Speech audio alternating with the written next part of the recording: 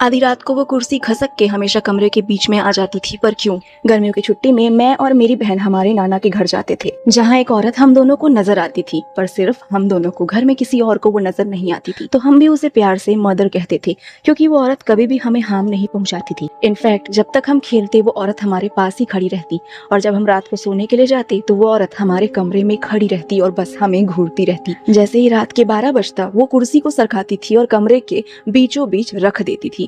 उसके बाद क्या होता था मुझे और मेरी बहन को याद नहीं रहता, क्योंकि हम तो सो जाते थे।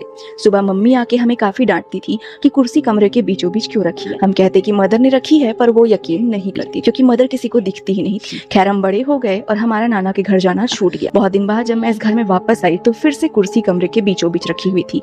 मुझे लगा कि मदर तो सिर्फ एक वहम थी, तो मैंने नाना के घर की खोज परख करना शुरू किया कि आखिर इस कुर्सी की सच्चाई क्या थी। मुझे पता चला कि मेरे नाना के पहले इस घर में एक औरत रहती थी, जिसने अपनी 2 बेटियों को मारकर कुर्सी को बीचों बीच लाकर उस पंखे से लटक कर खुद को खत्म कर लिया था।